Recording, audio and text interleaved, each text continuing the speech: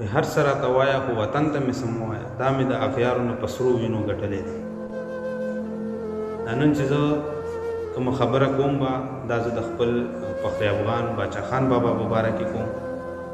نن سبا خلک دا دغه کوي چې دا باچا خان بابا خو هندو د خو داسې کول د خو داسې کول دی، خو د ګاندي سره میلاوېدو دی، خو داسې کول ده.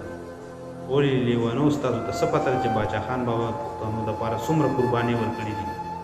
په دې اوسني وخت کې د باچا خان بابا په شان سړی نشته چې یو اواز اوچت کړي، یو پښتون نشته چې اواز اوچت کړي. که پښتون پیدا شي نو موږ پښتانه هغه سره چېرته ودرېږو؟ باچا خان بابا چې د دې پښتنو دپاره څومره قربانۍ ورکړي دي، نو په دې اوسني وخت کې زه وایم چې څوک هم په نظر نه راځي چې داسې یو پښتون راوباسي او د پښتنو دپاره یو اواز اوچت کړي. هر یو پښتون د بل پښتون په ګریبان باندې لاس کېښودی دي. باچا خان بابا چې څومره قربانۍ ورکړي دي د راتلونکي نسل پورې هغه خلک یې څوک راوچت شي نو هغه نشي ختمولی. زما د سوشل میډیا کار دی، زما په پیج باندې به هر یو پارټۍ په باره کې خبرې راځي، خو زه د خپل باچا خان بابا په باره کې هیڅ هم غلطه خبره برداشت کولی نه شم. زما خپل یعنې عمران خان وخت دی، عمران خان خوخوالي کې هغه د ښه کارونو کې په دغه کې هغه بیله خبره ده، خو باچا خان بابا زمونږ پښتون دی، زمونږ لیډر دی، زمونږ مشر دی. هغه چې څومره قربانۍ ورکړي دي د هغه په شانتې قربانۍ پښتنو کې یو سړی هم نشي ورکولی په نن سبا وخت. تاسو ته پته چې پاکستان د باچا خان بابا سره څومره سختي او څومره زیاتې کړې دي. کله چې هم پاکستان آزاد شو، پاکستان په 1948 آزادېدو نه پس په 1948 کې باچا خان بابا ونیولی شو او رها کړو.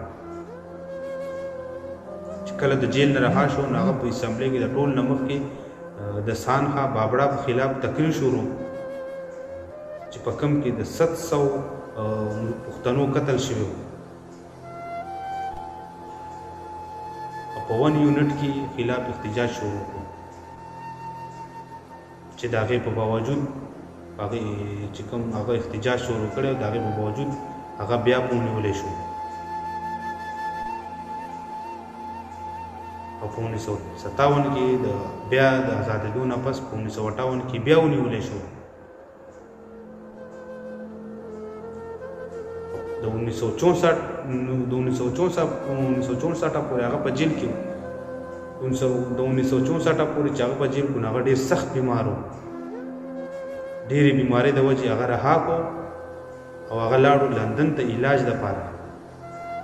خو د دې سره سره یې په هغه باندې 10 کاله د ملک بدر یو دغه کېښودو چې ته به ملک ته 10 کاله پورې ملک ته نه راځي.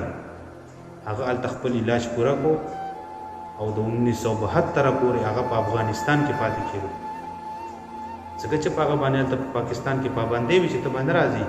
پابندۍ په دې وي چې هغه د پښتنو دپاره اوازونه اوچتول.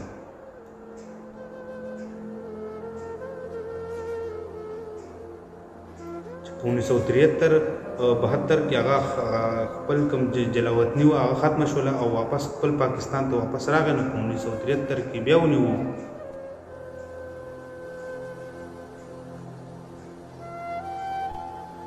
او په 1988 پورې هغه په نظربندۍ کې او په جیل کې اچولی و چې هغه هلته کې بیا وفات شو.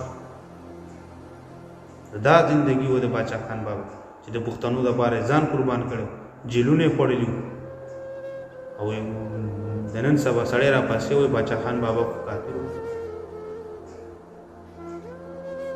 دا نن سبا چې کوم خلک دي دا کوم لیډران دي د هر یو ملک یو بل سره میلاویږي نو دا کافران دي، خو څه وجه یې په منځ کې که نه ځکه خو یو بل سره میلاویږي. ډېر د افسوس خبره ده چې پښتانه هم دا خبره کوي چې باچا خان بابا خو کافر و، باچا خان بابا خو دا و، باچا خان بابا خو هغه. ډېره د افسوس خبره ده. تاسو خپل تاریخ وګورئ چې تاسو څه یې چې ستاسو د باچا خان بابا په خبرو باندې راټول نه شوی نو ټول عمر به دغه شانتي ضلالته ګرځئ. افسوس دی، ډېر افسوس دی. دا اوس چې کوم د نیشنل پارټي کوم مشر دی، خو د دې نه د خلکو اختلاف یې هغه په ځای دی. خو د باچا خان بابا باره کې څومره خبرې خلک کوي، څومره دا ډېر د افسوس خبره ده.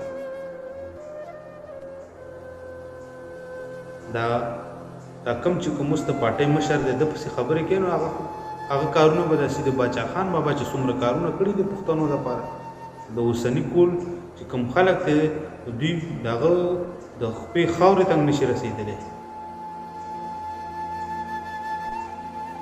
بس هر سړي ځان نه یو خپل ځان نه یو ځای یو قانون یو دغه جوړ کړی دی، بس ځان نه یو بادشاه دی، بس چې سی وي وي وي. ډېر د افسوس خبره د پښتنو. باچا خان بابا د هر یو پښتون لپاره ځان قرباني ورکړی. څومره جیلونه یې خوړلي، څومره سختې به یې په دې کې خوړلي، ټول عمر یې ځان هلته په جیلونو کې اچولی او پاکستان والا بیا یې جلاوطني کړو. خامخا به په افغانستان کې هغه ځان ښخوو. پاکستان چې هغه نه پرېښودو، پاکستان له دومره تکلیفونه ورکړو، نو خامخا هغه به ځان هغه دا نصیحت به خامخا کو چې ما په افغانستان کې ښخ کړئ. خو دا د هر سړي حق دی. یو سړي په هر ځای کې دغه چې یو خاندان یو کور یې دغه هغه وایي چې ما په دې ځمکه نه ښخوئ، ما په هغه ځمکه ښخ کړئ. دا د هر سړي خپل یو حق دی، د هر یو سړی ویلی شي. دا خبره دې سړی نه کوي چې هغه پاکستانی او په افغانستان کې ښخ دی او هغه داسې و، هغه غدار و، هغه داسې و، هغه داسې. ډېره د افسوس خبره ده پښتنو. د پارټۍ نه د ستاسو ګیلې، پارټۍ ګیلې د ستاسو په ځای به وي، خو د باچا خان بابا په باره کې هېڅ خبره هم ناقبوله ده، منظوره نه ده.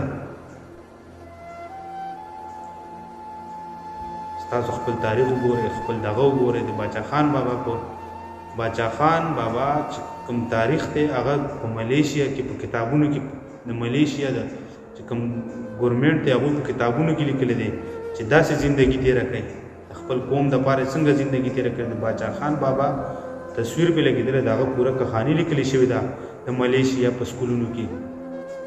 او موږ پښتانه راشه موږ پښتانه پسې الټه خبرې کړو، ځکه خو در په در ګرځو.